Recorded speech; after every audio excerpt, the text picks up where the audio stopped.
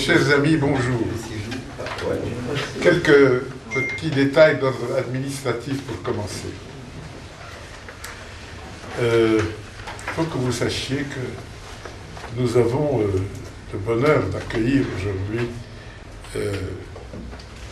une personne qui va nous faire une annonce, Monsieur Michel Touma, et Madame Belinda Brahim, qui va arriver incessamment. Et je crois que M. Touma va nous faire une annonce. M. Touma va nous faire une annonce avec l'aval de notre ami Michel Hadji Georgiou, qui est un peu fiévreux, donc qui s'est excusé, qui n'a pas pu arriver. Et Belinda Brahim va arriver, seulement, semble-t-il, elle a eu une crevaison de pneus. Est-ce qu'il y a encore des pneus qui crèvent, pas des temps qui courent, je n'en sais rien. Mais elle va arriver.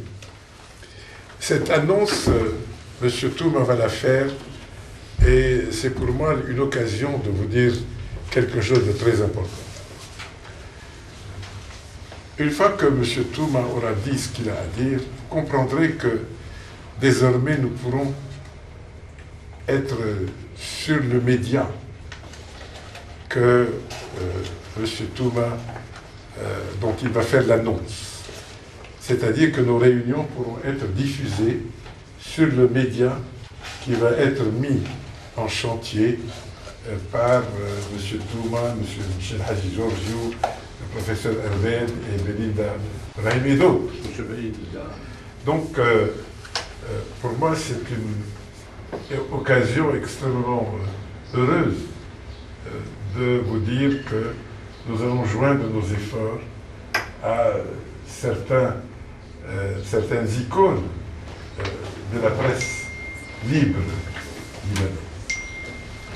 Ma deuxième annonce d'ordre administratif est que, si vous le voulez bien, mais seulement si vous le voulez bien, M.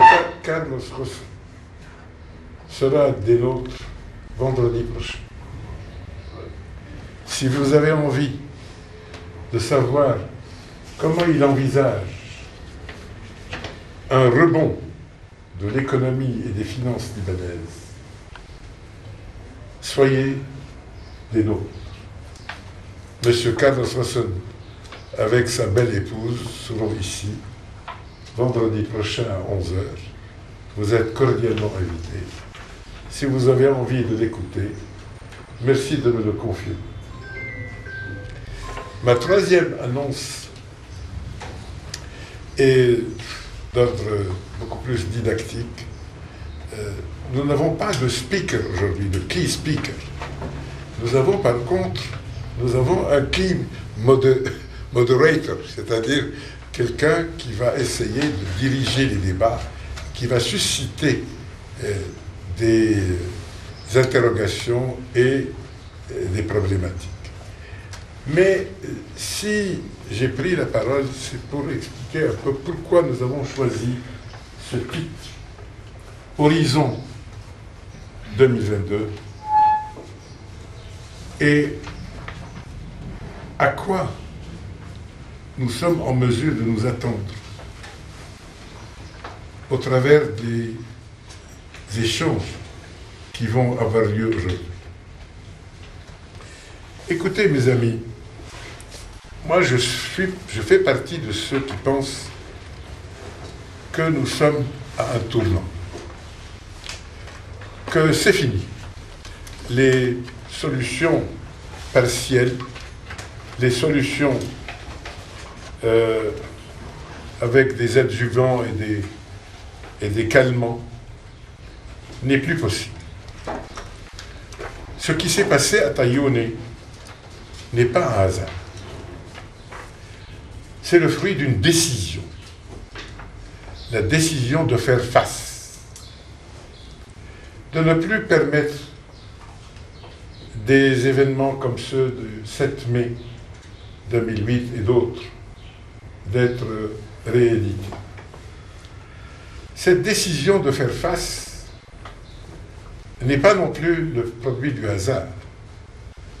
Elle est l'effet direct des déclarations et de l'emprise presque totale maintenant que le Hezbollah est en train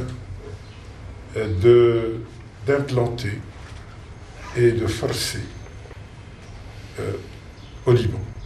Nos gouvernants ont peur de faire face. Nous savons, je sais, qu'en catimini, dans leurs cercles les plus intimes, les plus hauts responsables au Liban disent qu'ils ont peur de réagir. Nous savons que nous sommes à la veille d'une élection parlementaire et d'une élection présidentielle. D'après mon expérience et mon intuition, si les choses changent d'ici la fin du mois de mars 2022, il y aura un répit, il y aura une solution, une alternative pour le Liban. Sinon, je ne pense pas que les choses vont se passer de manière aussi calme que d'habitude. Il n'est plus question que le Liban soit gouverné par une présidence qui change la donne géopolitique du Liban. Le Liban doit être lui-même. Le Liban, de nos valeurs, de nos espérances, de notre histoire, de notre culture, ne peut pas être sous la coupe d'une puissance comme l'Iran ou d'autres puissances. Les Américains sont en train de changer de politique, les Israéliens aussi. L'Arabie saoudite se manifeste comme il le fait, et encore une fois, ce n'est pas par hasard, c'est parce qu'elle demande autre chose du Liban. Il n'est plus question que les données, que la situation, que les équilibres de force au Liban restent ce qu'ils étaient. Il est temps d'envisager le changement. Et pour nous, le changement signifie aussi un changement de leadership, un changement de représentant. C'est pour cela que le vœu exprimé par Mme Renée Asmar, dès le premier jour où nous nous sommes réunis, c'est pour cela que le vœu qui a été exprimé et incarné aussi par le général Khalil Hello et d'autres parties prenantes, le vœu de voir que cette assemblée d'influenceurs, nous ne sommes peut-être pas des décideurs, mais nous sommes certainement des influenceurs. Cette assemblée dise haut et fort que nous avons des personnes que nous pourrions avancer, dont nous pourrons avancer le nom pour que ces personnes puissent représenter un idéal de représentativité populaire, indépendamment des partis, indépendamment des confessions, indépendamment des engagements des uns et des autres. Mais je crois qu'il est temps que nous disions quel est le profil des personnes qui sont à même de nous représenter, c'est-à-dire des personnes propres, des personnes compétentes, des personnes courageuses, des personnes qui ont déjà réussi, qui n'ont pas besoin de faire leurs premières armes comme sont en train de le faire certains de nos ministres débutants. Ceci dit, j'ai donc posé deux questions. Comment préparer le changement et qui sera pour nous le représentant ou les représentants, qui seront pour nous les représentants de ces changements. Il ne faut plus que nous ayons peur, il faut que ceux en qui nous croyons puissent arriver désormais au pouvoir. Le Liban doit changer. Et qui d'autre mieux que notre ami Antoine Psarra pour diriger ces débats, lui qui ne cesse d'être le pourfendeur, le ministère public qui publie des réquisitoires contre nos gouvernants, des réquisitoires qui montrent à quel point nous sommes dans la déviation fondamentale par rapport à nos valeurs constitutionnelles et politiques.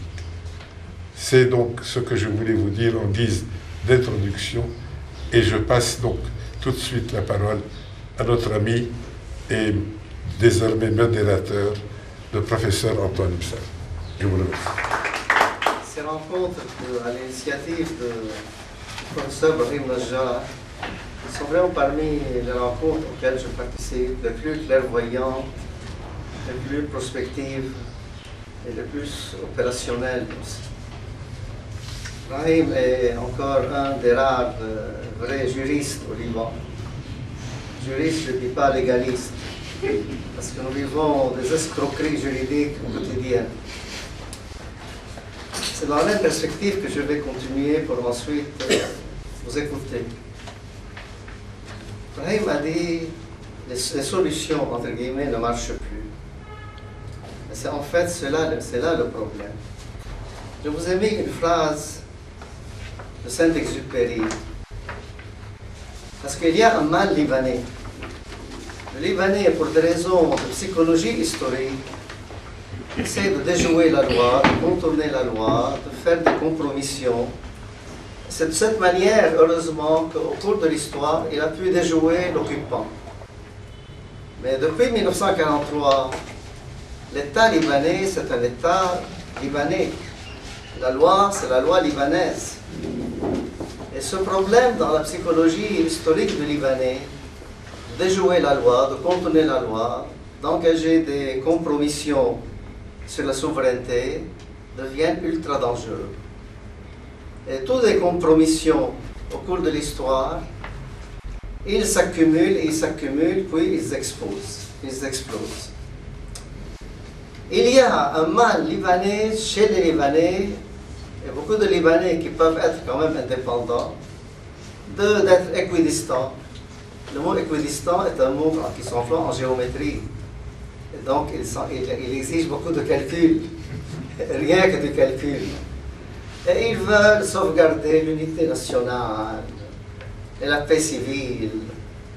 Au cours d'un congrès très important, d'ailleurs, à Kyrgyz, il y avait plus de 300 personnes. J'ai écouté un ancien ministre de la Justice, je ne vais pas dire lequel, et un juriste très connu, et il se mouvait à droite et à gauche pour marquer son souci de la paix civile, et de l'état de droit, et de la concorde nationale, et de la convivialité, comme si la paix civile peut marcher sans État. C'était dégoûtant, et j'allais même vomir, excusez-le. J'écoutais une autre fois un grand magistrat, je ne vais pas dire le nom, on lui a posé la question sur les opérations de radar, etc. Et il parlait durant un quart d'heure sur les procédures, sur les démarches, etc. Et pour contourner le problème et ne pas prendre position. Lisez ce texte de Saint-Exupéry. C'est pourquoi se trompent ceux-là qui cherchent à plaire. Et pour plaire se font malléables et ductiles et répondent d'avance aux désirs. Et trahissent en toutes choses afin d'être comme on les souhaite. Mais qu'ai-je à faire de ces méduses qui n'ont ni os ni forme? Je les vomis et les rends à leur nébuleuse. Venez me voir quand vous serez bâtis.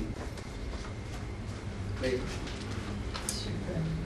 Le problème, j'ouvrais dernièrement des conférences du Sénat et je vois une série de conférences de Michel Chikha, Visage et présence du Liban. Une série de conférences dans les années 1943-53, publiées par Michel Asmar dans un livre spécial. Je me suis dit, quel concept prémonitoire, visage et présence du Liban. Quel visage aujourd'hui du Liban et quelle présence? Un Liban complètement dévisagé et sans aucune présence. Un rejet de la nation. Et là, le Liban est au cœur de plusieurs problèmes internationaux. C'est un microcosme des problèmes du monde entier. Ils sont peut-être plus graves au Liban, plus visibles. Il y a des mutations terribles dans le monde. Nous vivons dans un monde de supercherie, d'imposture, de mensonges. Il y a un nombre très nombreux de livres qui mettent en garde contre ce phénomène. Nous vivons l'imposture, le mensonge. Oh, j'avais un sac, il y avait une série de livres. Où il est? Oui. Le mensonge, la faiblesse du vrai.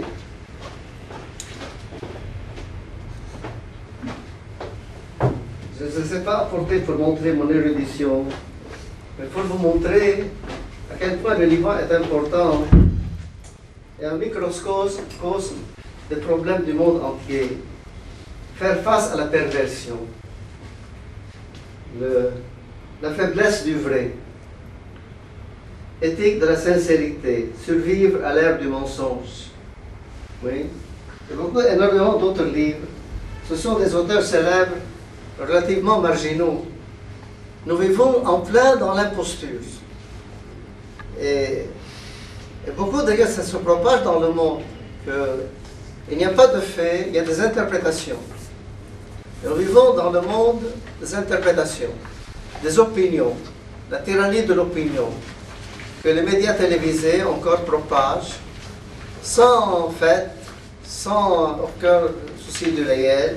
Je vous ai mis une série de mutations à la page 2, à la page 3, des mutations dans plusieurs domaines, et qui sont au Liban, qui sont visibles, plus graves. Et une autre conférence de Michel Chiriha, dans laquelle il dit à partir du Liban, je vois le monde comme de ma fenêtre. Et vous avez tout le problème du terrorisme. Parce qu'est-ce que le terrorisme? Ce sont des organisations transétatiques qui sont financées, appuyées par des États voyous. Oui. Il n'y a plus de guerre entre nations. Il y a des guerres par procuration, engagées par des organisations transétatiques, soutenues et appuyées par des États voyous. Deuxième problème, est-ce que vraiment on peut dénaturer le visage d'un pays? Est-ce qu'on peut tuer l'âme d'un peuple, historiquement? Non, ils sont en train de tuer. Ils sont en train de tuer l'âme d'un peuple. Ils ne tuent pas, c'est le peuple qui se suicide. Et c'est le peuple qui se suicide, tout à fait. Vraiment, c'est le peuple qui se suicide, oui. D'accord. Vous avez vraiment un livre que j'appréciais beaucoup, je lisais quand j'étais en classe de philosophie, L'âme des peuples, de André Siegfried. C'est un livre ancien, très célèbre. Mais en fait, historiquement, le communisme soviétique a essayé de tuer l'âme d'un peuple.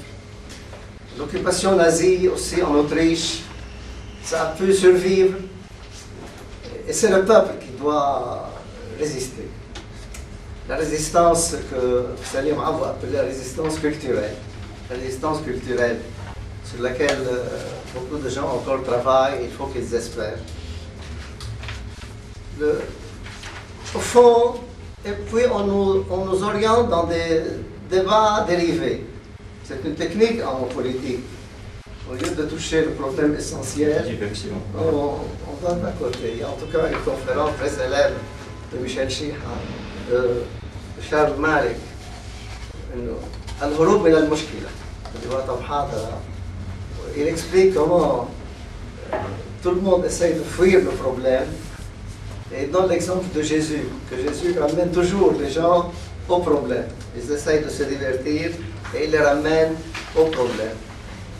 Quotidiennement, nous sommes en déviation par rapport au vrai problème, mais il y a un progrès considérable. On commence vraiment depuis 4-5 mois et encore plus aujourd'hui à appeler les choses par leur nom. C'est-à-dire, le Hezbollah, l'armement, la République islamique d'Iran, le changement de l'État du Liban, et c'est ça qui est demandé. Qu'est-ce qu'il faudrait? Ce qu'il faudrait, c'est élargir il ne faut pas qu'il y ait un seul mouvement. Parce qu'il y a un seul mouvement, il est agressé par l'autorité occupante.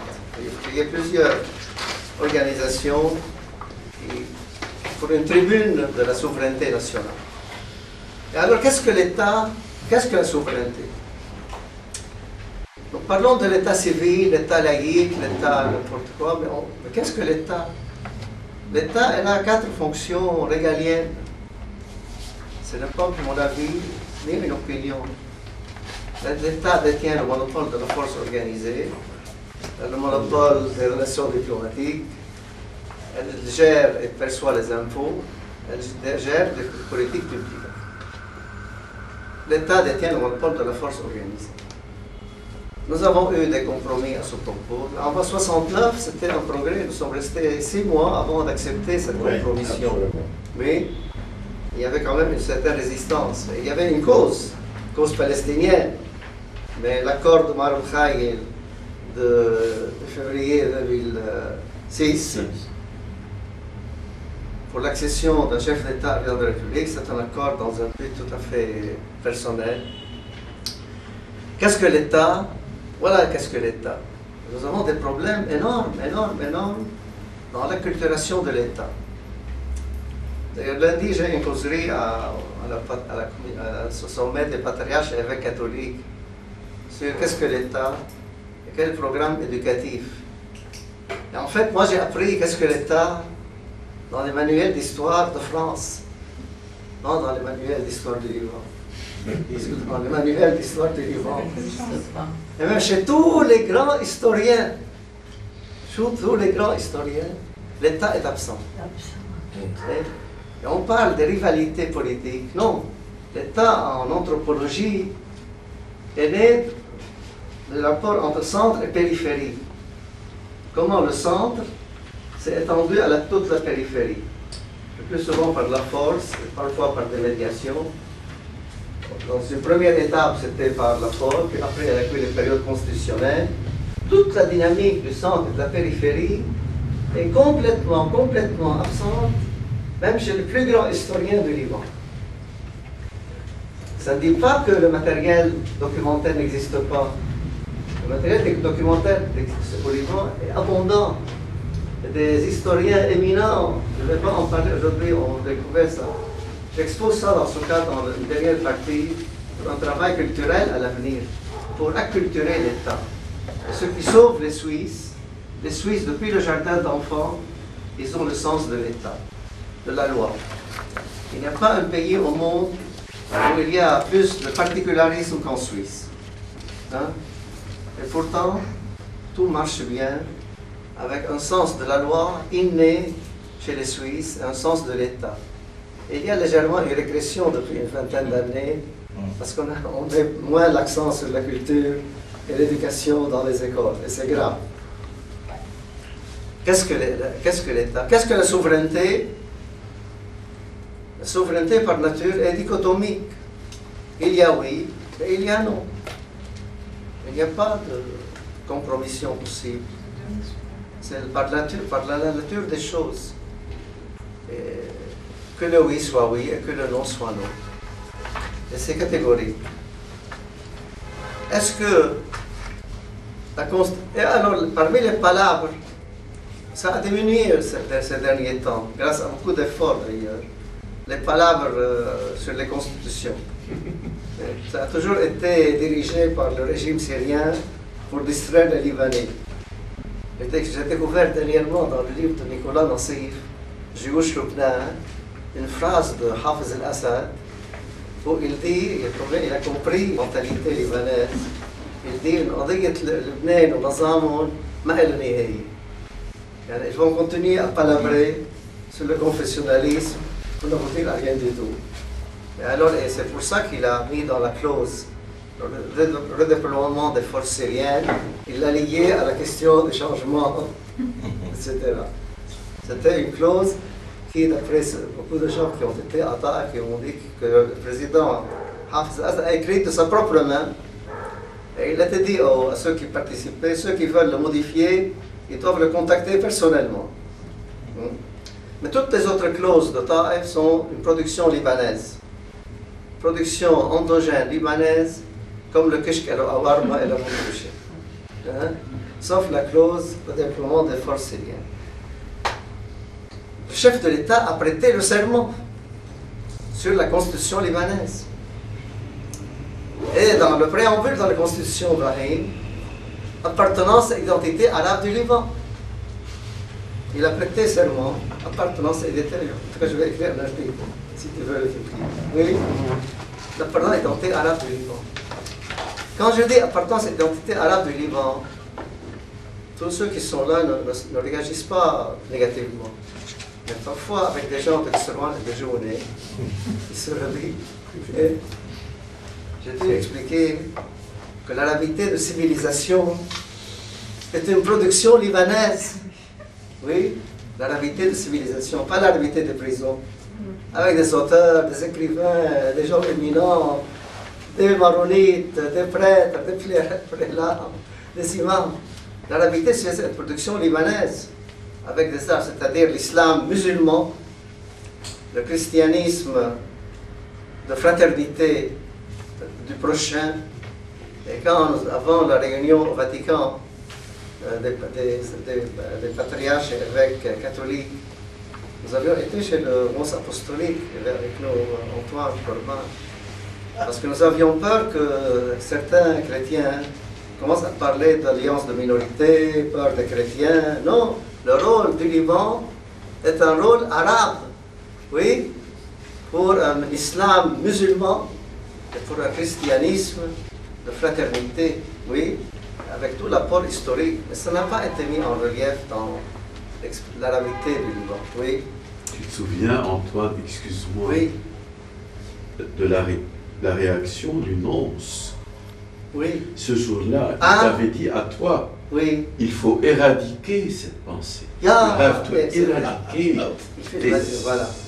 Il faut éradiquer cette pensée. L'arabité du Liban, qui est une production libanaise. Je n'ai pas ici les noms et les titres. Et puis une fois, au cours d'un congrès sur la langue arabe, Selman, rédacteur en chef de Safir, il a dit, si vous voulez réhabiliter la langue arabe, reprenez le rôle des maronites. La gouvernabilité du Liban. Et je vais terminer. Je ne dis pas gouvernance. Gouvernance a un sens un peu général. Le Liban peut-il est-il gouvernable dans un pays de 18 communautés, dans un environnement hostile ou peu démocratique? C'est un des textes dans mon livre, La gouvernabilité du Liban. Le Liban ne peut pas être gouverné sans un chef de l'État qui tient le kitab, chef d'orchestre. C'est là où il faut un travail énorme sur une mentalité maronite, une partie de mon Liban qui vit encore l'imaginaire du petit Liban d'autrefois. Oui, je ne dis pas les maronites, ni Joachim Barak, ni Awit, Michel Awit, ni d'autres, n'est-ce pas? S'il y a prochainement un chef de l'État qui n'est pas un peu comme qui tient le kitab, le Liban ne peut pas marcher. Oui. Avec une population plurielle de 2 ou 3 communautés, plus ou moins ça peut aller. Mais avec 18 communautés, il faut un chef d'orchestre. C'est comme si on joue du piano, c'est difficile, mais l'orchestre, c'est autre chose. Et nous avons l'exemple concret, pratique. Et en fait, l'article 49 de la Constitution, combien on a écrit plusieurs articles dans le Nahar et le Rayon de Jour, oui. L'article 49 de la Constitution, moi j'ai vécu cette période dans la médiation diplomatique Vatican, européenne, Allemagne. Durant 10 jours, je t'ai donné, je crois, ce document. Et il y avait un risque énorme que le chef de l'État au Liban soit l'homme de Mahabta ou président honoraire. Avec 14 propositions Et puis cette clause-là qui est géniale, le chef de l'État, le président de la République est le chef de l'État. Et c'est lui qui prête le cerveau, le chef de l'État.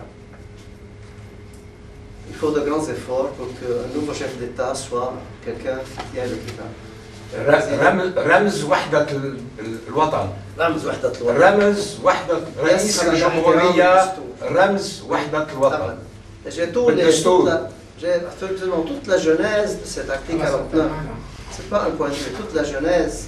C'est très important. Ça, c'est la base, à mon sens, c'est la base du travail du président de la République et de sa mission. Et de sa mission. De sa mission. La gouvernabilité. Le Liban ne peut pas être gouvernable sans un président de la République. Et ça. Et en tout cas, le président Chirac n'a jamais eu un problème avec la Constitution et le texte. Il ne s'est jamais plaint du texte de la Constitution. Même dans l'article 95, il a choisi les meilleures personnes. Le tribunal national de souveraineté, ça s'élargit, général, n'est-ce pas? Heureusement que ça s'élargit. Les valeurs fondatrices du Liban. Nous avions beaucoup œuvré et travaillé sur ça, surtout avec l'Université Saint-Joseph, durant plus de 7 ans. Et ce sont les jeunes de 3e, de secondaire, de plus de 30 écoles au Liban qui ont essayé de découvrir les valeurs fondatrices du Liban. Le Liban à l'international, l'arabité du Liban. Il faut de nouveau la soulever. Hein? L'arabité du Liban est une production libanaise, nationale. C'est un rôle du Liban par rapport à la région. Quand nous étions au congrès d'Al-Azhar, il y avait aussi Antoine. Le congrès 2017 à Al-Azhar. Oui, il y avait plus de 50 Libanais, dont le patriarche... 62. 62, oui. C'est incroyable. Les Arabes, les autres Arabes, ils nous regardaient avec surprise. Hein? Qui est maronite, qui est sunnite, qui est chiite. Il y a des amitiés solides entre les Libanais. Sauf par leur nom, ils savent Antoine, donc il est chrétien. Mais à part ça, ils nous regardaient avec surprise et ils comptaient sur nous. D'ailleurs, c'est ça qui a amené à créer le comité de suivi. Les Arabes attendent de nous. Et puis le terrorisme. Le terrorisme est très sérieux.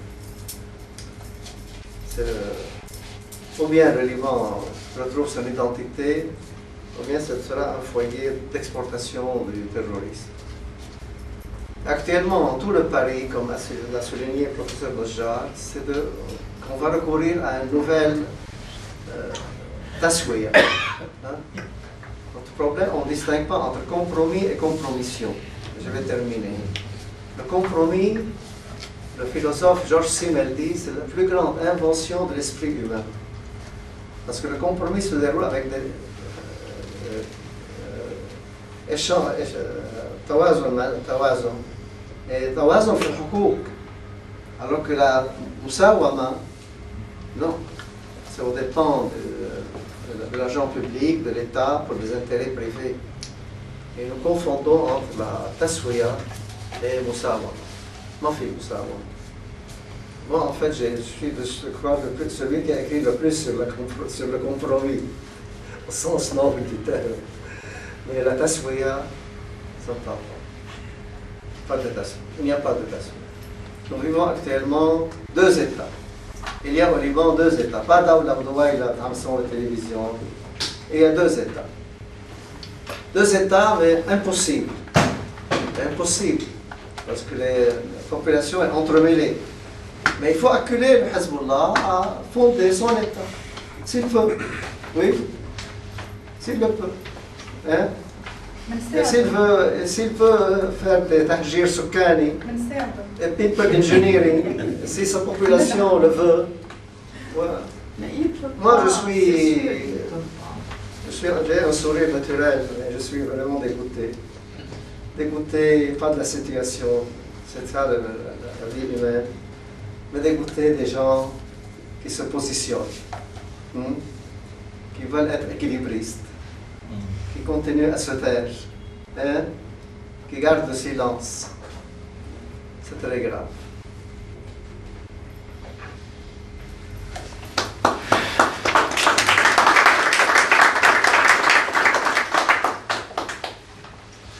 peut-être que M. Thomas voudrait nous faire cette belle annonce. Alors, merci, professeur. J'ai pris beaucoup de temps, Brahim. Non, excusez-moi. C'est un plaisir. Non, pas du tout. C'est tellement intéressant. D'abord, je voudrais remercier M. Najjar qui m'a offert l'opportunité d'être parmi vous. Et je voudrais remercier le professeur Najjar, le professeur Msarda, parce que sans le vouloir, sans le savoir, vous avez défini le cadre général. C'est pour ça que tout ce que vous avez dit, tout ce que vous avez dit maintenant, c'est autant de temps gagné, disons.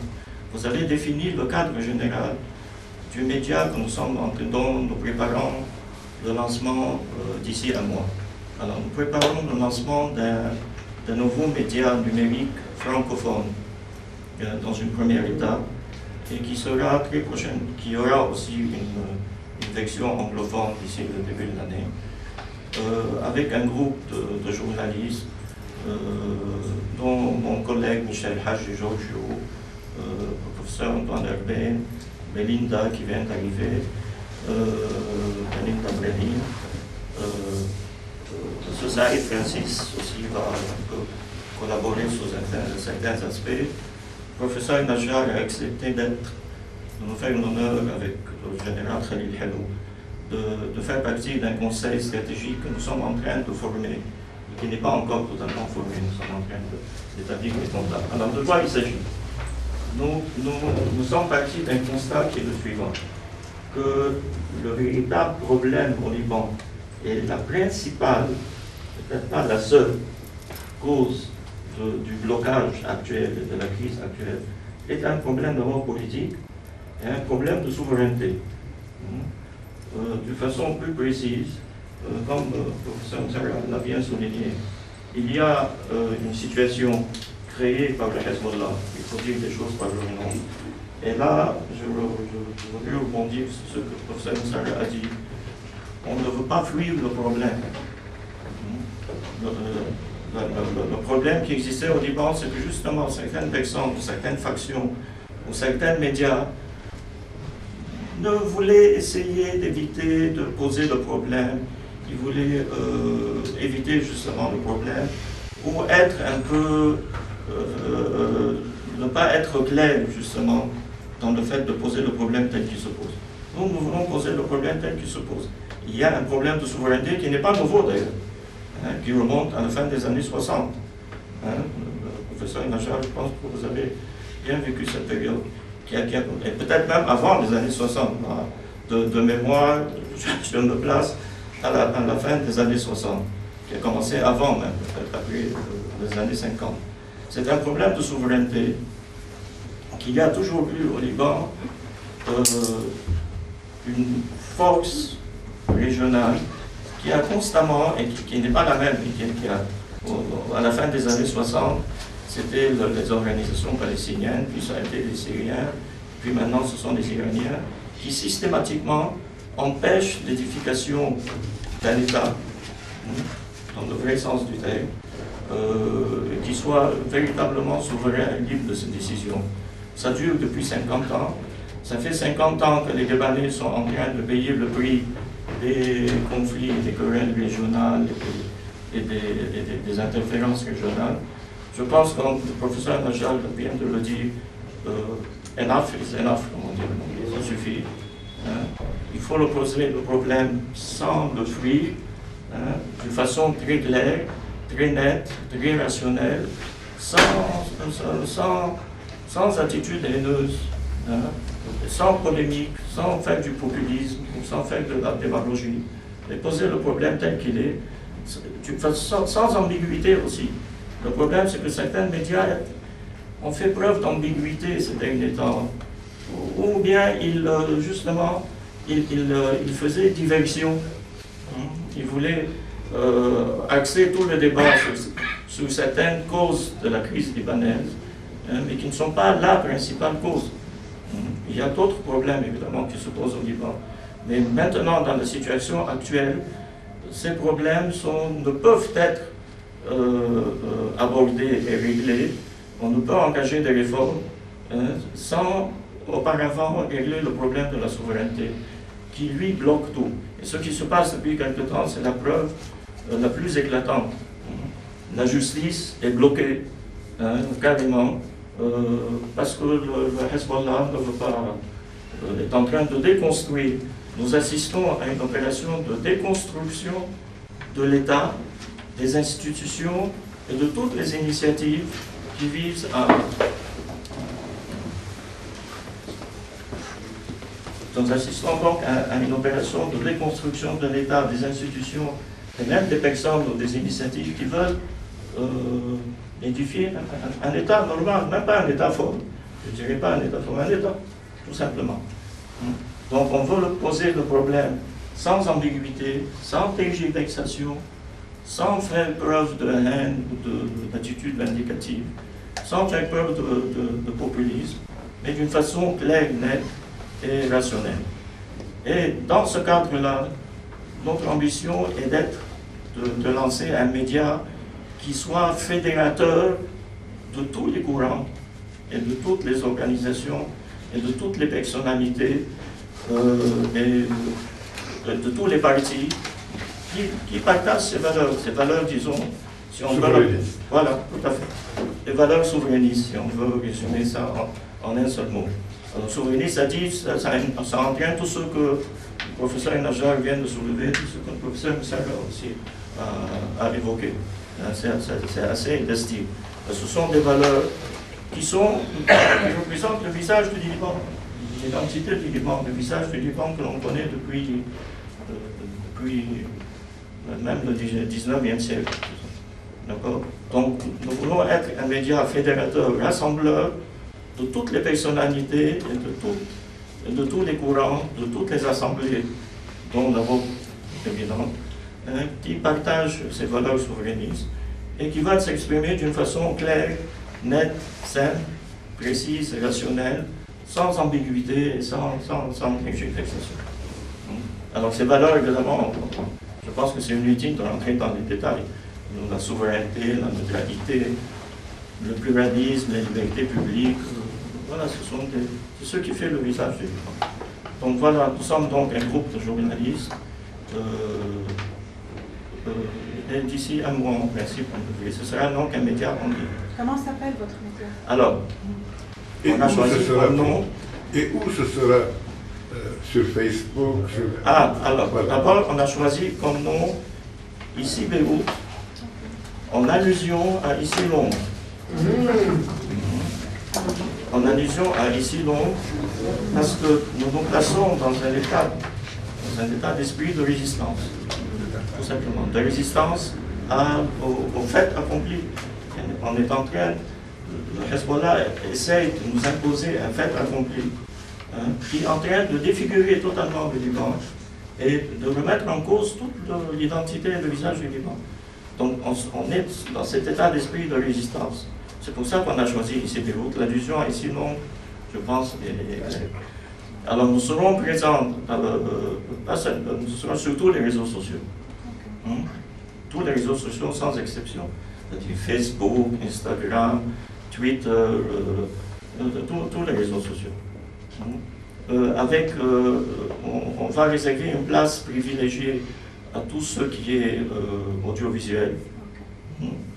Évidemment, en plus des articles écrits. Donc je pense que ce sera une expérience nouvelle dans le monde du journalisme liban, sur le plan professionnel. Et sur le plan national, donc vous l'avez dit, professeur Moussala, professeur Najar, c'est fini. Il faut plus fuir le problème de base. Il faut le poser sans aucune ambiguïté, sans aucune tergiversation. On ne peut plus se permettre des demi-mesures et des positions grilles, des positions mondiales qui veulent faire plaisir aux uns sans fâcher les autres, tout en prenant en considération les sentiments des troisièmes et tout ça. C'est fini. On ne peut plus se permettre ce genre d'attitude médiane. Voilà, grosso modo, c'est ça. Monsieur Thomas, laissez-moi rebondir sur ce que vous venez de dire. Je vais vous lire, et ça m'a beaucoup interpellé, un article qui est paru mardi dernier dans votre journal, dans le même sens, écrit par Fadinoun. Il dit ceci: le Hezbollah et ses partenaires chrétiens doivent cesser d'exaspérer les Libanais et le monde. Ce qui est sûr, c'est que greffé sur celui du Grand Liban, le projet de société du Hezbollah n'est pas viable. Il n'est pas compatible avec le projet pluraliste et somme toute pacifique de la coexistence harmonieuse des sociétés et cultures qu'est le Grand Liban. Les deux projets sont condamnés à entrer régulièrement en conflit, sinon à divorcer. En retour, selon un concept développé par l'historien britannique Arnold Toynbee, les Maronites, la minorité créatrice, entre guillemets, minorité créatrice à l'origine du Grand Liban, doivent comprendre qu'ils sont à la croisée des chemins. Le professeur Najjar vient de le dire, nous sommes à la croisée des chemins. Ils ont en face d'eux une autre minorité créatrice, entre guillemets, en phase ascendante. Et pour l'attirer à leur projet, ils doivent séduire autant que sermonner ou contraindre. Mieux, ils doivent séduire avant de contraindre. Ce que vous venez de dire, c'est un média intellectuel pour séduire. Sinon, ils seront promis au déclin avant de porter le fruit auquel est destinée leur vocation historique. Quel fruit a donc porté le Grand Liban jusqu'à présent? Certes, et dit à sa décharge, il a été confronté à des défis presque insurmontables qui se sont succédés dans un temps historique très court. Création d'Israël, nationalisme arabe, Grande Syrie, réveil palestinien, réveil islamique, relativisme éthique venu d'Occident. Mais le Grand Liban a été également confronté à de redoutables défis internes appelés mercantilisme, individualisme, cupidité et corruption. La liste n'est pas limitative. Et il termine: la seule chance de survie qui reste au Grand Liban réside dans un effort vers le haut, un effort aussi bien intellectuel que de vertu. Vous venez de nous expliquer l'importance de ce nouveau média intellectuel et de vertu qui enrôlerait les autres communautés dans un projet commun où elles se reconnaîtront, leur apportant ce que laissées à elles-mêmes, elles n'auraient jamais pu obtenir. Quelque chose qui soit plus qu'un simple équilibre de force, quelque chose qui soit un souffle de liberté, un souffle de vérité et de justice. Voilà ce qui m'a interpellé dans votre journal cette semaine.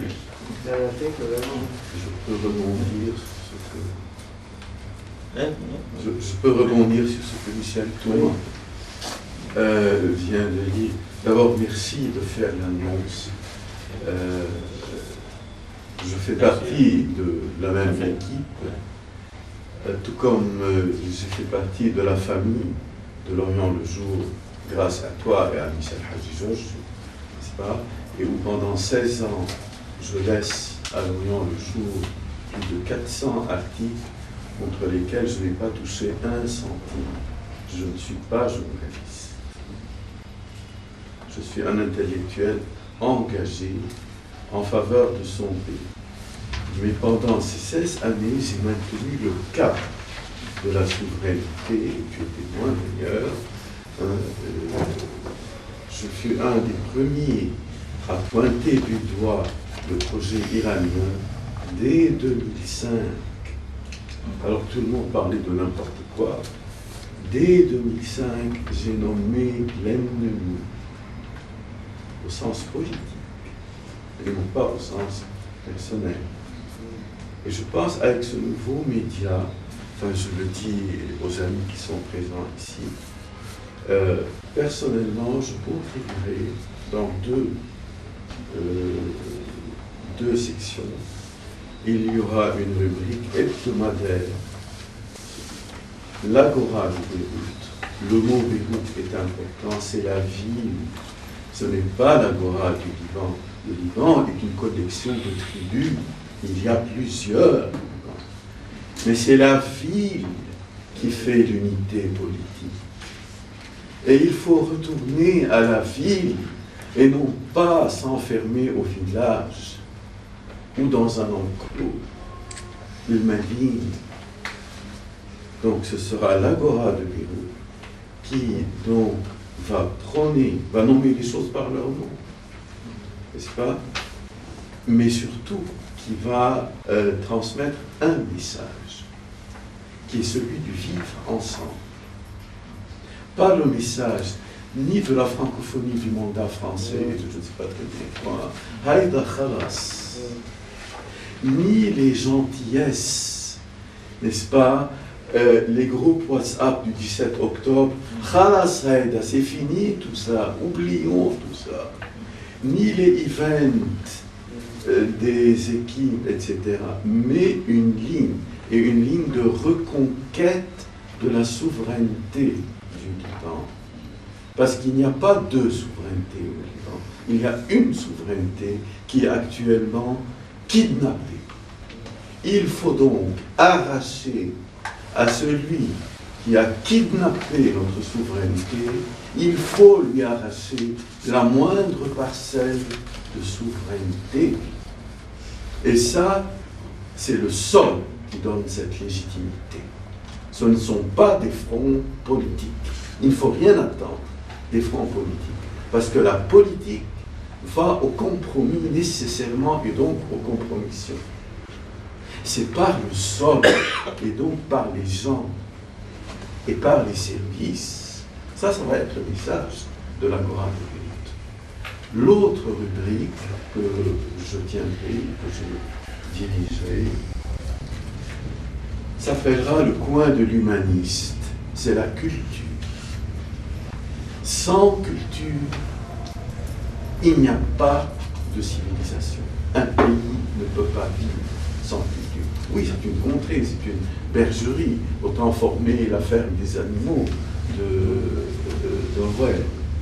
Mais sans culture, or, nous avons fait la preuve. Nous l'avons faite de notre culture et de notre capacité à l'universel, c'est-à-dire à l'utilité de l'inutile. L'universel est inutile, mais il est indispensable. Et c'est ce qui nous fait vivre, et c'est ce qui fait vivre Beyrouth. La ville, Bidoun Beyrouth m'a filmé.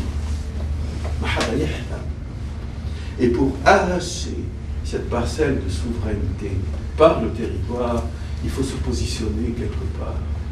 Je rêve que ce soit à partir de Tripoli, que nous ferons le Zahaf vers Beyrouth pour reconquérir notre souveraineté. Cette importance de la culture, ça me rappelle une réflexion de Winston Churchill durant la Seconde Guerre mondiale. Il avait prévu un budget pour le ministère de la Culture. Il y a un ministre qui est venu qui a dit nous sommes en pleine guerre mondiale, Londres est bombardée, que vient faire la culture dans ce budget? Réponse de Winston Churchill. Et pourquoi pensez-vous qu'on se bat si ce n'est pour préserver la culture? Alors, c'est pour ça que dans ce média, je vais ajouter deux choses. C'est qu'il y aura une section importante consacrée à la culture qui sera tenue par Belinda Brani avec une équipe. Et je voudrais ajouter une chose, que c'est un média, pour que ce soit clair dès le départ, c'est un média donc, qui n'est ni financé, ni soumis à un quelconque parti ou une quelconque faction politique précise, ou une quelconque personnalité politique. Nous serons un média engagé, mais non partisan. Il y a une différence entre les deux. Nous serons vraiment un média engagé dans le cadre que le professeur Najat, le professeur Moussara ont déjà exposé brièvement, mais non partisan. C'est-à-dire que nous serons dépendants d'aucun parti politique, d'aucun front, tout en partageant... Comment vous serez financé? Alors, nous serons financés à 2 niveaux. D'abord, il y a des hommes d'affaires qui sont au Liban, à l'étranger, qui partagent cette vision, qui ont abouti à la conclusion que c'est fini, il faut appeler les choses par leur nom, qu'il y a un problème de souveraineté qu'il faut poser d'une façon claire, nette, précise, sans ambiguïté. Donc, ils vont participer à ce financement. Et un deuxième niveau, nous comptons sur les lecteurs, évidemment. Dans une deuxième étape, au début, évidemment, il sera ouvert à tout le monde pour que l'on puisse savoir de quoi il s'agit. Et dans une deuxième étape, même dans une première étape, des gens vont faire des donations. Alors, ça ne signifie pas que nous n'allons pas partager les mêmes valeurs avec certains partis ou certains fronts ou certaines personnalités. C'est pour ça que je précise que nous voulons être un média fédérateur, vraiment fédérateur, de tous les courants et de toutes les personnalités qui ont la même vision concernant ce. Non, sûrement pas.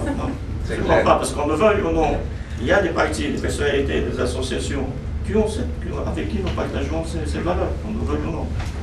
Donc il faut être aussi. D'où le fait qu'on veut être vraiment fédérateur. Il y a des fédérateurs de la gauche à la droite. L'éventail est large. L'éventail est vraiment large. C'est clair. On n'est pas réducteur. C'est tout à fait clair. C'est tout à fait clair. Oui, Bélé. Oui, bonjour. Moi j'arrive un peu en retard en fait. Je voulais juste inclure une petite parenthèse. Vous pouvez enlever le masque pour qu'on vous entende, si possible. Pour votre beau visage. Voilà. Bon, moi c'était juste parce que ce que je trouve assez important, c'est que il faut donc rentrer dans un système de défense quelque part individuel. C'est-à-dire que chaque fois qu'on trouve qu'il y a eu un article qui a été mal écrit ou un journaliste a été mal informé et qui nous dessert, surtout en Occident, et que pour le moment nous comptons énormément sur de placer la vérité au sein de ce milieu occidental et francophone dont nous sommes fiers d'appartenir. Je donne par exemple l'article dans Libération qui avait été titré « Nous étions pacifiques, ils nous ont tiré dessus ». Donc article complètement biaisé qui a raconté les incidents de Ain El Méné du 14 octobre de manière totalement partiale par une jeune journaliste qui apparemment peut-être, je ne sais pas, est amie avec quelqu'un du Hezbollah qui lui a donné sa propre vision. Et bon, ce que j'ai fait tout simplement, c'est j'ai écrit une lettre ouverte à Libération, j'ai envoyé un mail, je les ai forcés à changer et le titre et le contenu. Je pense que c'est quelque chose que chacun de nous doit faire individuellement. Dès qu'on trouve qu'il y a une information biaisée, erronée, on a donc constamment avoir le souci d'apporter une vérité qui n'est pas du tout subjective, une vérité objective sur ce qui se passe au Liban, sur le terrain. Donc ça, c'est une responsabilité individuelle. Je pense que vous êtes d'accord avec moi. C'est qu'il ne faut plus rien laisser passer, c'est fini. Parce que nous avons tout à perdre. Nous partons de, comme on s'est l'était dit à la dernière réunion, de moins que Ground Zero pour ce média.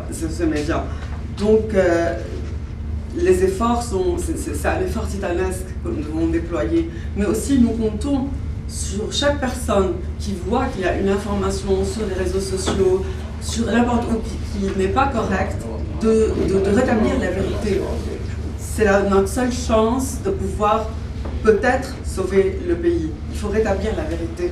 Il faut appeler les choses par leur nom. Il faut dire que nous n'étions pas pacifiques. Il y avait 300 personnes armées avec des RPG qui sont venues et qui ont fait un acte de violence clair. Bon, les autres ont répondu, là, comment ça s'est passé, c'est pas ça, c'est qu'il y a eu une agression.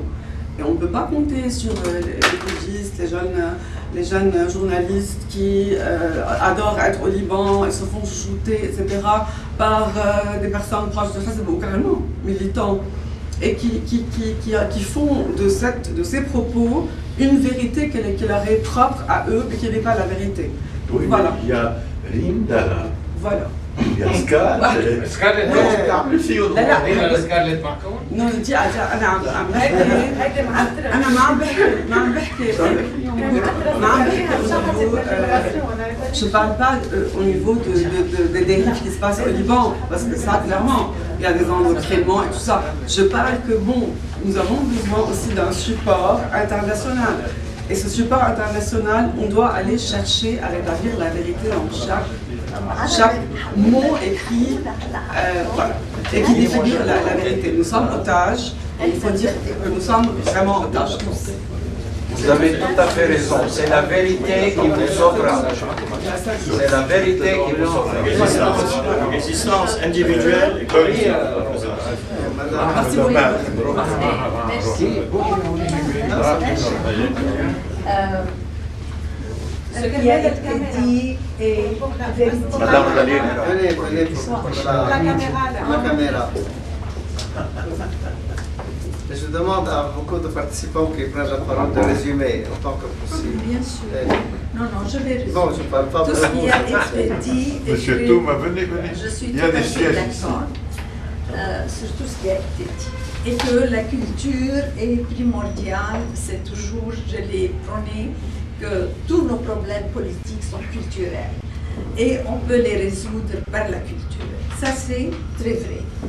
Par contre, j'ai un souci que je suis francophone et j'ai toujours même essayé d'être francophone à 100%. Mais cette fois-ci, avec ce que nous voulons faire, arriver à des personnes arabisantes, ce n'est pas la francophonie seule qui pourrait atteindre le but que nous voulons. C'est l'autre que nous devons toucher. C'est l'autre, pas nous, pas Ashrafiyé de Beyrouth. C'est Dahiye de Beyrouth. Il faut toucher. Et ce message doit arriver aux musulmans avant les chrétiens. Et c'est ce que je souhaite que vous réfléchissiez. Comment vous pouvez traduire tout ça en arabe? Voilà. Bravo.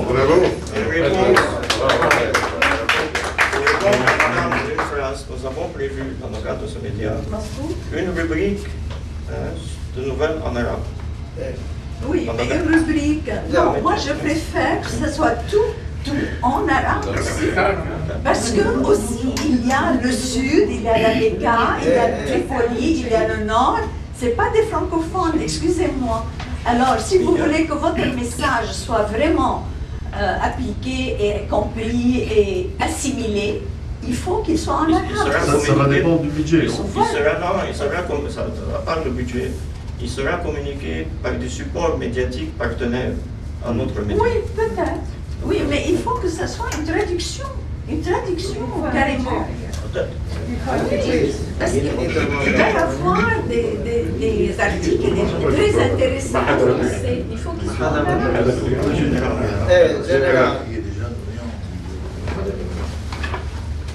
Bon, j'ai deux commentaires à faire sur tout ce qui a été dit.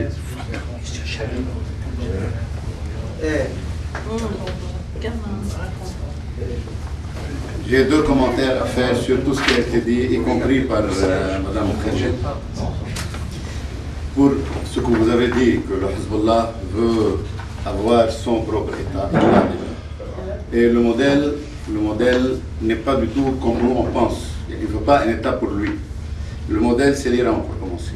Il y a la garde révolutionnaire qui tient tout, et il y a l'État pour balayer les rues, pour faire le ménage, etc. C'est la même chose en Irak. 3 milices qui relèvent de l'Iran, qui décident tout, qui décident plus maintenant. Avec Kazami, nous sommes en train de voir autre chose en Irak. Donc, ça c'est le modèle. En Syrie, ils instaurent le même modèle.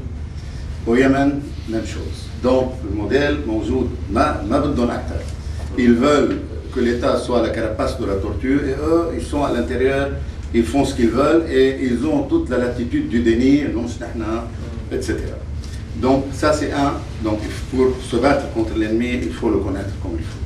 La deuxième chose qu'ils ont fait pendant 20 ans, ils ont ôté la volonté de résister aux Libanais. شالوا من راس اللبنانيه انه قادرين يوقفوا بوجههم. وراح اعطي مثل بسيط جدا، موضوع الجيش اللي هو شغلتي. الجيش ما بيقدر وضعيف وما بيقدر يعمل، مش مضبوط هذا الحكي. البالانس اوف باور هي لصالح الجيش مش لصالحهم هن. وبعدنا لهلا باعلى المراجع بلبنان اللي عارف واللي مش عارف، الجيش ما بيقدر، ابتداء من رئيس الجمهوريه، الجيش ما بيقدر يدافع عن لبنان، الجيش ما بيقدر يعمل شيء، حزب الله بيقدر، اوعى يعلق الجيش وحزب الله بتخرب الدنيا. يمكن اللي رح اقوله ما يعجب، بس لا ما رح تخرب، هي اولا، ومش عم ندعي نوصل لهون ابدا، ولكن il faut réinstaurer la volonté de se battre. Voilà pourquoi la langue arabe est très importante. Tout le monde n'est pas francophone. L'anglais porte plus aujourd'hui, malheureusement. Mais il faut que les partenaires de médias, les partenaires médiatiques de ici, Beyrouth, aient un minimum de traduction pour, localement, dans un seul but stratégique, redonner la volonté, réhabiliter, réinstaurer la volonté de se battre contre la paix. لأنه هاي المشكلة الكبيرة ما بدهم يقاوموا. في منهم مبسوطين dans la soumission, on est à l'aise dans la soumission. وفي منهم بيقولوا inutile, رح نختار. وفي منهم يقسوا فلوا. Il faut, c'est ça ce qu'il faut cibler. Et voilà pourquoi c'est très important ce groupe. كثير مهم ملاحظة الجنرال. أعطيك الكلام. لأنه حزب الله وإيران ما ينجحوا إلا بالحيلة. لغاية اليوم ما نجحوا إلا بالحيلة. الحرب حيلة. إيه والحرب حيلة. إيه. بل كثير مهم نرجع نحكي فولونتي دو ريزيستانس. الجيش اللبناني قادر وقادر من زمان قادر. Justement, donc Anna, ma question. Voilà, une dernière chose, je reviens à l'histoire si chère à professeur Courban. La bataille de Salamine, c'était Zahirian grec contre perse, c'était grec contre grec et grec contre phénicien. C'est les Perses qui utilisaient tout le monde contre les autres Grecs. Et aujourd'hui, ils font la même chose. Anna, j'ai une question en fait, entre autres pour vous, général, et pour tout le monde. C'est vraiment on va dire à la cantonade ma question. Donc justement, quand on a un terroriste, peut-on le battre par des moyens démocratiques? Donc on espère peut-être un peu trop les élections qui viennent. Je ne suis pas sûre que ça va changer grand-chose. Quand on a, en fait, mon frère m'a donné cette image, j'ai trouvé qu'elle était très bien. Quand on a une partie d'échecs avec quelqu'un qui tient tous les rois et quelqu'un qui a tous les pions, c'est inégal à la base. Donc peut-on battre le Hezbollah appelons un chat. Donc peut-on battre le Hezbollah par des moyens démocratiques et par des moyens culturels et par des médias comme le vôtre que je soutiens les yeux fermés, ou alors faut-il penser à La réponse est oui. La réponse est sans je n'ai pas parlé de démocratie. C'était ça ma question. Est-ce qu'on peut par des moyens légitimes, par les moyens que les gens polis savent faire, peut-on battre le Hezbollah ou bien faut-il brandir les armes? Le pragmatisme. Le Hezbollah, pour être battu, il faut une coalition. Cette coalition, tant qu'il n'y a pas des Libanais qui tiennent ce langage, d'accord? Donc il faut montrer que nous sommes là et que nous, c'est ça ce que nous voulons, indépendamment de ce que vous voulez, de ce que veulent les États-Unis, les Français, etc. Un jour, il y aura un conflit d'intérêts et nous serons, à ce moment-là, il ne faut pas rater l'opportunité, il faut être là. Il y a une résolution de Nations Unies, une résolution 1440, qui prévoit expressément ما نستطيع كل الاشياء. 1550.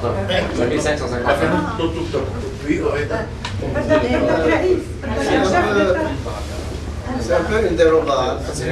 Le monde entier ne peut pas obliger un peuple à être indépendant. Oui. Le monde entier ne peut pas obliger un peuple à être indépendant. Oui. Il faut donc un mouvement national avec l'armée libanaise. Il faut un leader, un chef. عندي اقتراح انه بهالمجموعه والبروجي اللي بده يجي يكون كمان في مسلمين يشاركوا بالاوريون لو جور بالسيستم كله سوا، ما يكون une seule voix chrétienne de tout genre، يكون في مسلمين حتى بالاوريون لو جور يكتبوا، لازم يلتقى وموجودين بس تروحوا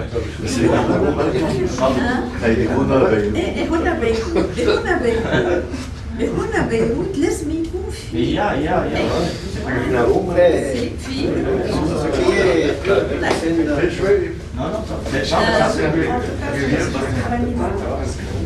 Ce qui est important dans notre perspective, c'est que la grille communautaire d'analyse ne marche plus au Liban. Vous avez des sunnites, des chiites et des druzes qui sont beaucoup plus libanais que des libanais de la montagne. Oui. Et on est en train de jouer sur la grille communautaire qui ne marche plus aujourd'hui. Oui, Ibrahim. Alors, je ne veux pas abuser de ça, du temps de parole. Mais je voudrais redire certaines choses rapidement, surtout à l'adresse de ceux qui n'étaient pas là au début.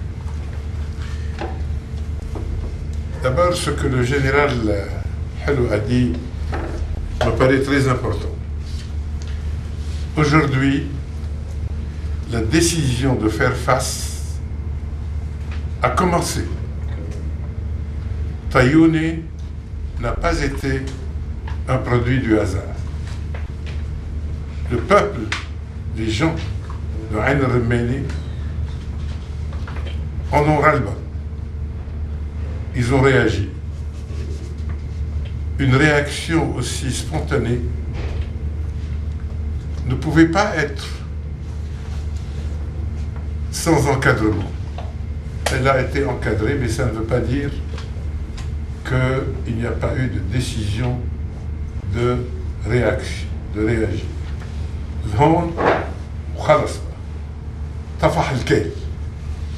Ça, c'est une donnée. Ce que je voudrais faire, c'est extrapoler ceci au niveau des pouvoirs constitutionnels. Aujourd'hui, au Liban, le président de la République n'arrive pas à prendre une décision aussi significative. Il se tait, il laisse dire, il laisse penser, il laisse interpréter, comme s'il voulait dire « moi je veux éviter la guerre civile, et pour éviter la guerre civile, je vais me taire, je vais me laisser faire, je vais aller vers la compromission, comme disait Tony tout à l'heure. » En fait, la légalité constitutionnelle reste la plus forte dans la situation actuelle. Personne ne peut avoir une supériorité de quelque ordre que ce soit par rapport à la légalité constitutionnelle. La légalité constitutionnelle restera la plus forte, à supposer même que l'armée libanaise soit moins forte que le Hezbollah. Or, je suis de ceux qui pensent que l'armée libanaise n'est pas moins forte que le Hezbollah. L'armée libanaise est une armée qui est composée démographiquement de manière intelligente. L'armée libanaise a l'immédiateté internationale. Elle peut demander des choses grâce au pouvoir constitutionnel. L'armée libanaise n'est pas faible.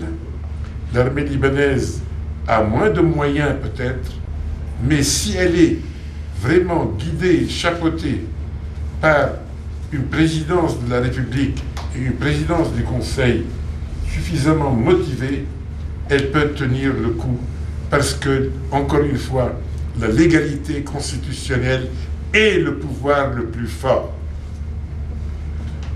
Au début, nous avons dit que, personnellement, je crois que nous sommes à un tournant.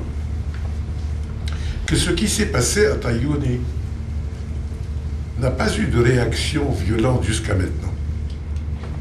Il va y avoir des réactions. Je parie que ceux qui ont envoyé les gens de Hamal se battre à la place des gens de Hezbollah, c'est parce que le Hezbollah avait pris l'engagement vis-à-vis du président Aoun. Il ne donnera pas ses troupes à l'intérieur. En réalité, il est en train d'instrumentaliser Nabih Berri et les gens de Amal, tout simplement pour essayer de dire je suis là, je ne suis pas seul, je laisse faire Amal et le président Berri, mais en réalité, il se cache derrière le président Berri. Et d'ailleurs, ce qui s'est passé hier, le président Habib Mezir, qui est un chiite acquis à Nabih Berri, vient d'être nommé membre du Conseil supérieur de la magistrature sur l'insistance de Nabih Berri. Et c'est lui qui a rendu cette décision, qui a momentanément suspendu la fonction et la compétence du juge Tarek Ita. Chers amis, je voudrais vous dire la chose suivante. J'ai l'intime conviction, à la veille, encore une fois, des élections parlementaires et de l'élection présidentielle, qu'il y a un certain nombre de challenges pour le Hezbollah. Il n'est plus maître à bord en Irak. Il n'est plus maître à bord en Syrie, parce que la Russie et le régime du président Assad veulent en finir avec l'Iran. Au Liban, le Hezbollah risque beaucoup. Il risque très gros. Bien sûr, sa situation stratégique au Liban dépend des négociations entre les Européens et l'Iran, entre l'Amérique et les Européens. Mais si jamais la situation ne change pas avec les élections parlementaires, si jamais nous n'avons pas un président de la République qui puisse redonner au Liban sa place historique, géopolitique, culturelle, économique et civilisationnelle dans cette région du monde, nous allons directement vers la guerre. Nous allons directement vers la guerre. Le Hezbollah le sait, Israël le sait, la nouvelle majorité en Israël le sait, les États-Unis d'Amérique le savent. C'est pour cela qu'ils essayent tout maintenant pour éviter au Liban le supplice qui pourrait être le plus gros, c'est-à-dire celui d'une guerre. Au Liban. Au Liban. C'est la raison pour laquelle Maître Ziad a parlé tout à l'heure du papier absolument magnifique de Fadino, qui disait qu'il faut séduire. Nous, pour séduire, il faudrait que nous disions quelles sont nos couleurs, qui sont ceux qui vont nous représenter aux élections parlementaires. Il faut que nous disions, comme le voulait Mme René Asman depuis le début, comme nous en avons déjà parlé ici, il faut à une réunion ou une autre que nous disions telle 15 personnes, 20 personnes parmi nous ou parmi ceux qui nous entourent représentent le profil, je ne dis pas communautaire, je ne dis pas partisan, je ne dis pas régional, je ne dis pas politique, mais les personnes qui peuvent nous représenter sont des personnes qui sont propres, compétentes, courageuses, engagées. Et ça, regardez autour de vous. Nous n'avons que cela. Personne ici n'est capable de compromission. Personne parmi vous n'est compromis ni par l'argent, ni par la politique. Nous sommes tous transparents. Et il faut que nous sachions un jour dire, voilà le spécimen de personnes qui peuvent nous représenter aux élections parlementaires. Je ne dis pas qu'il faut travailler pour ces personnes. Je ne dis pas qu'il faut payer pour ces personnes. Du moins pas en général. Je ne dis pas qu'il faut créer un parti politique. Non. Mais il faut que nous annoncions les couleurs de la séduction, les couleurs de la propreté, les couleurs de la compétence, les couleurs de la transparence, les couleurs de la bravoure, de l'engagement citoyen, Il faut que nous n'ayons pas peur de notre engagement. Il faut que notre libéralité s'exprime. Il faut que la souveraineté gagne.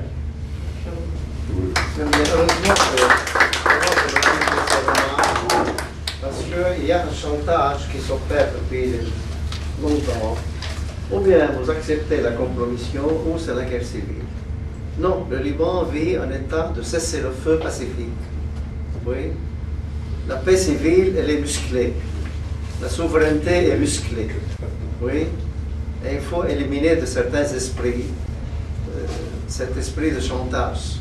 C'est le chantage qui est pratiqué. Je peux ajouter une chose. Oui. Professeur Najar, عين الرمان c'était un coup d'arrêt بس قبل منها في شوية وفي خلدة. C'est très important. Oui, bien sûr. Antoine.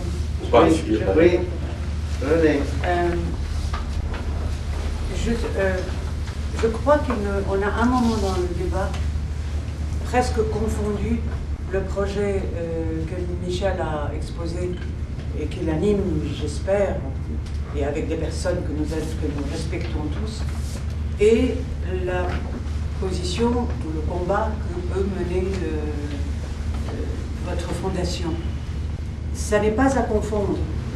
On peut être auprès de vous autant qu'on peut, vous pouvez faire appel à l'un ou l'autre, et vous pouvez à votre tour peut-être faire en sorte qu'il y ait une plateforme autour de la fondation et des messages peut-être qu'elle voudra donner.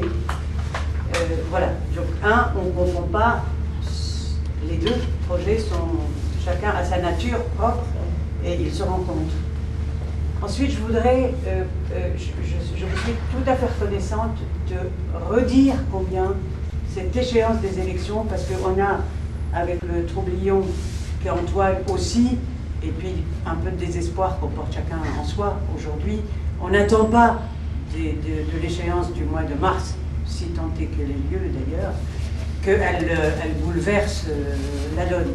En revanche, c'est une étape, et je pense que aussi d'un point de vue pragmatique, elle nous aide à structurer une action. Et aujourd'hui, outre le fait de réunir des personnes, de dire qu'elles le représentent, de les proposer,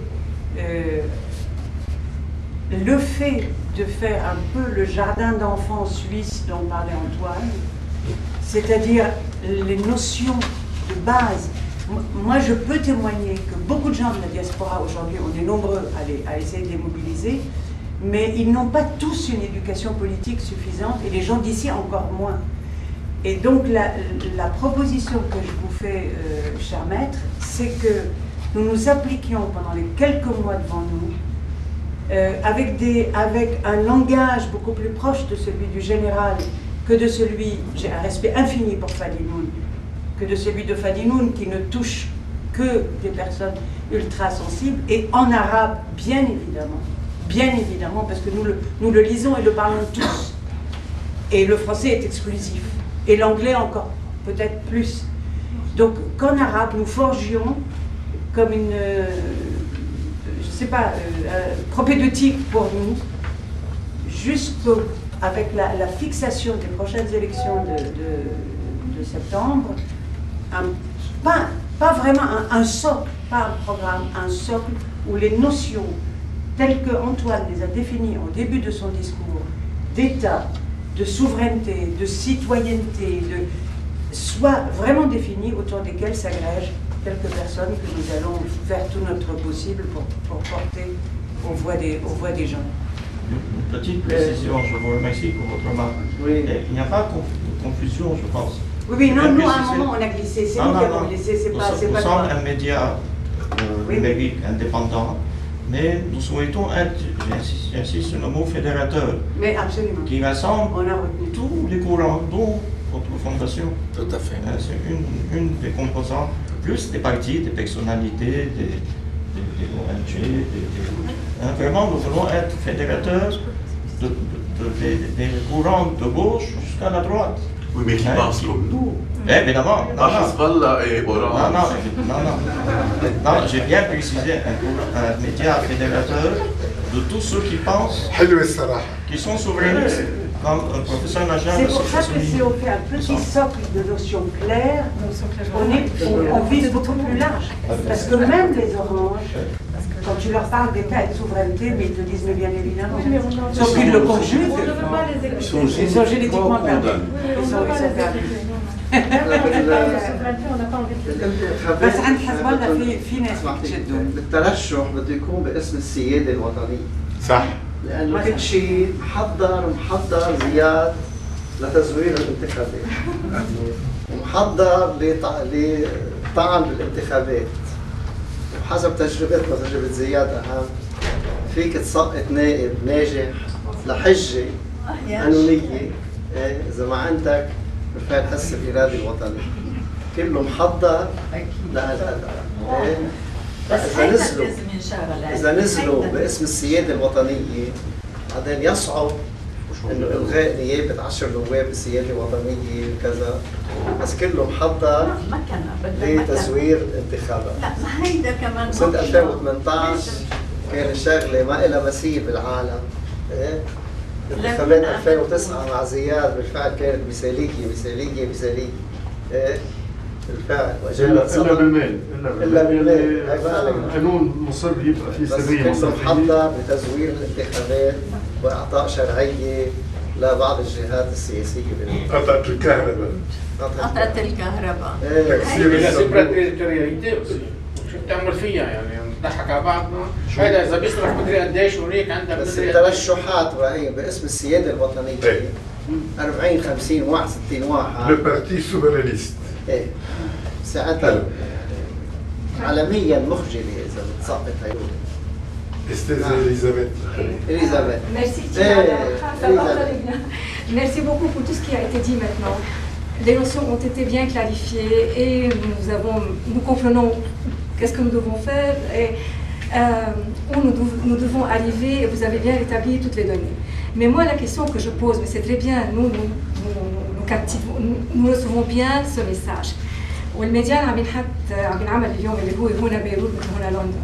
مثل ما انا بحضر بالافلام وبقرا انه هنا لندن كانت عم بتطال اصغر واحد بحيالله مطرح ما بيفهم بالنوسيون يلي هن عم يشتغلوا عليها ومنها عم بينطلقوا بالمساج اللي عم بحطوه بهنا لندن. اليوم هنا بيروت رح تتوجه لمين؟ للانتليجنسيا بالبلد لوحدها او بدها تخلق من هلا للانتخابات une opinion publique قادرة تستوعب كل هالمعايير كل هالمفاهيم حتى تجي هالانتخابات إذا صارت توصلنا على القليل لأول خطوة على هالمسار اللي بدنا منه نغير ونسترد السيادة ونسترد السوفرينتي اللي كلنا on se pose toujours la question oui mais c'est très bien tout ça mais qu'est-ce qu'on peut faire? Comment commencer? Quel est le premier pas? Comment agir? Donc عم تجي هالميديا qui est très importante et que je vous félicite d'y avoir pensé. ما مثل ما قالت كمان مدام هلا انه الانترناسيونال سي تري بيان بس كمان عندنا اوبينيون بوبليك بلبنان ضايعه مش عارفه حالها وين بدها تروح وهيدا بيخلق مجال بكره بالانتخابات انه يرجعوا الاحزاب يلي مثل ما كل ليله قبل الانتخابات بدوروا لعندهم شو عندكم ديونات نعطيكم اياهم بينتخبون العالم بدها تعيش. كيف بدنا نحن اليوم اترافير سو ميديا يلي هو شغله جديده وكثير مهمه والناس كلها على الريزو سوسيو اليوم نطال هالاشخاص نغير العقليات لحتى نقدر افكتيفمون نوصل للحق يلي عم نحكي فيه depuis que cette fondation a été créée et régulièrement. Voilà, merci. La réponse, c'est vrai que c'est un média francophone qui va être aussi anglophone et hispanophone même. On s'adresse évidemment aussi à la diaspora. Et on s'adresse à l'opinion publique. Et c'est important, évidemment, un vecteur arabophone est important et on l'a prévu dans le cadre de nos nouveaux médias avec les médias partenaires, les médias partenaires qui sont arabophones. مش قصة الأرابوفون قصة هالمفاهيم هالقد على مستوى كيف بدكم تبسطوها أنتم للناس تتقبلها وتمشي معها. من حيلة يعتمدوها انه نطرح قضيه السياده والحزب الله والسلاح وهيدا بدخلوه بسجلات من الماضي والحاضر. وكنت بمؤتمر كان في 300 شخص كلهم يكونوا كومبليزون.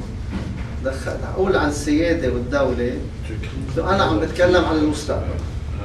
ما يدخلونا بسجلات الماضي شو عمل حزب الله وانا بقول شو ما عمل. ايه انا بعد التجربه والانهيار انا من اليوم بدي دوله سيده حية. بس يمكن إذا بتقبل نصيحة موضوع يعني هنا سيوفي هنا بيروت مشهورة يكون عندها باسم يكون لها مسؤول يكون عندها كتاب العربي ابن وغيره يترجم مقالات مهمة تصور على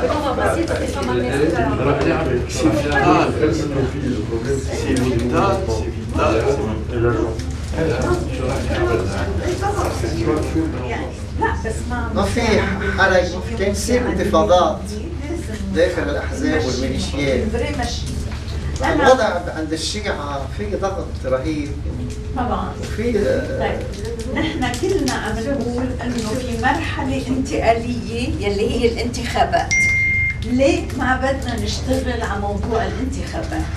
ما لازم يكون عندنا خضوع. نحن مرقنا بتجارب قاسيه جدا بموضوع الانتخابات بالسور وبالجنوب، ورغم هيدا ما لازم يكون في يعني خوف من هالمرحله هاي. لازم نفكر فيها جديا كيف لازم تصير هالانتخابات. بدها مكنه وبدها مصاري. بعتقد المصاري عم تتأمن من برا وفي شغل عليها مع المغتربين. بدها مكنة داخلية قوية تعرف توقف وتشتغل نهار الانتخابات. هي كل القصة مع رعاية انترناشونال يمكن إشراف، بس الفرز حتى ما تنقطع الكهرباء وحتى ما يكون يقدر يقدر يوصلوا على الوقت الفرز يكونوا موجودين. هاي لازم تنشغل وبتنشغل. ليه بدها تنمنع؟ هيدا أنا اللي بقول. زياد peut-être que ce que je vais dire mais non pas du tout. Non, je suis conscient de l'importance qui est donnée à l'échéance de 2022. Mais en même temps, il faut savoir d'abord que c'est une échéance, c'est pas une fin en soi. Donc il faut faire la bataille, il faut mener la bataille, mais il ne faut pas croire que c'est la dernière des batailles. Donc c'est un début. Il faut montrer beaucoup de courage. Oui, il faut s'organiser dans le cadre de groupements politiques, je ne dis pas société civile, politique, c'est en plein, quand on est candidat, c'est politique, ce n'est plus société civile.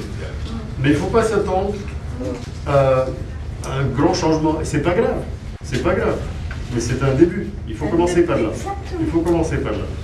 Le problème majeur, c'est la loi électorale, qui déjà est... Bon, oui, à bien des égards. Donc, échanger la loi maintenant serait vraiment mettre en péril les élections. Et puis, nous sommes devant une classe politique qui est habituée à ça. Donc, qui a ses machines électorales, qui a l'argent, qui a le clientélisme depuis bien des années. Mais il y a aussi, de l'autre bord, il y a une volonté telle, une volonté vraiment déterminée à aller vers un changement qui va produire ses effets. Et nous allons voir un changement au niveau du Parlement, quand bien même dans le cadre de cette loi. Mais bon, 10, 12, 15, 20,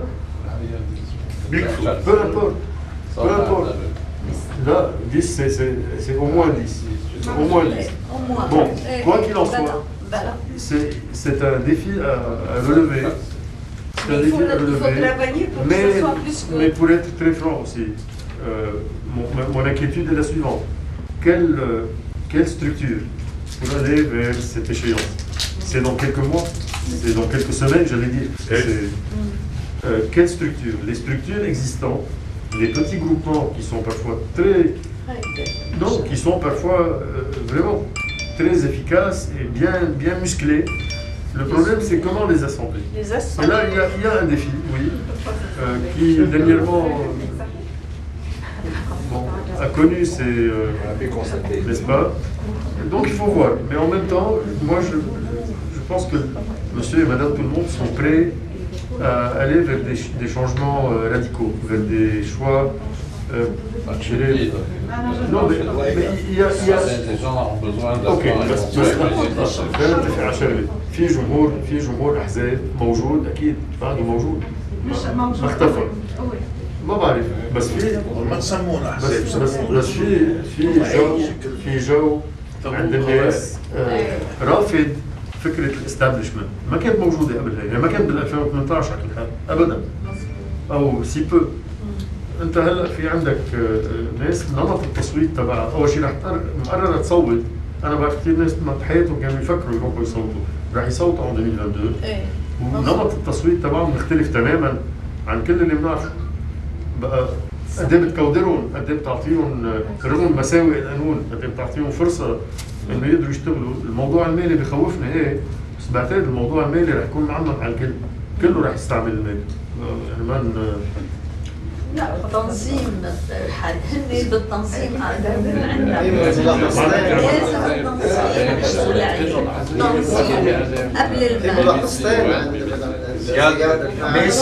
ناس ضد المنظومة بيسموها المنظومة، هيدي ناس ضدها كتار صاروا ضدها خلينا نستفيد من وراء الوضع المزري بالبلد، يعني ما بقى فيهم يسمعوا فيهم كله، هي بيسموها المنظومة. هلا قديش رح تترجم بالانتخابات هيدي ما حدا بيعرفها. في ملاحظة لزيادة فعل برمين، أول شيء c'est une échéance mais pas une chance. Deuxième remarque vraiment important، لازم الناس تروح تصوت. أيوة. بعدة بلدان عربية نجحوا الإخوان المسلمين لأن الناس ما راح تصوت. اللي ما بيصوت عم بيصوت عمليا. هيدي بدها حملة كبيرة كثير للناس تروح تصوت. عم بيصوت. هيدي لازم البلاتفورم تشتغل عليها. هو vraiment c'est. Encore une dernière remarque.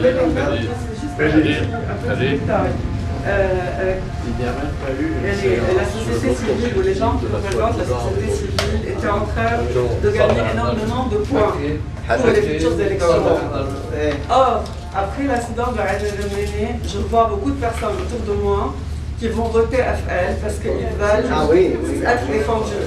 Donc là, j'attire l'attention qu'il y a une polarisation vers voter FL parmi les personnes qui auraient voté société civile. Voilà. Oui, mais ce n'est pas né de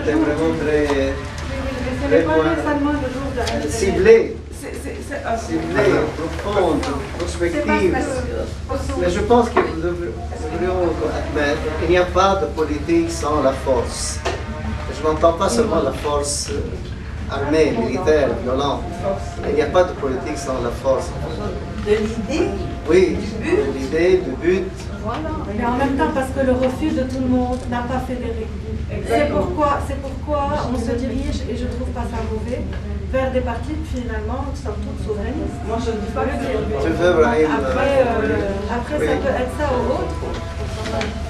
Je voulais vous remercier pour la richesse, la densité et la sincérité de toutes ces interventions. Vous êtes magnifique. Vous êtes absolument magnifique. Vraiment. Il me reste deux choses à vous dire. La semaine prochaine, Carlos Rossel va venir nous dire comment il compte utiliser les bijoux de famille, c'est-à-dire comment utiliser les propriétés de l'État pour créer un fonds souverain, justement. Et deuxièmement, n'oubliez pas la photo souvenir. Ne vous défilez pas, monsieur le doyen. Restez, nous allons prendre une photo et ce sera une rose à notre boutonnière. Merci beaucoup.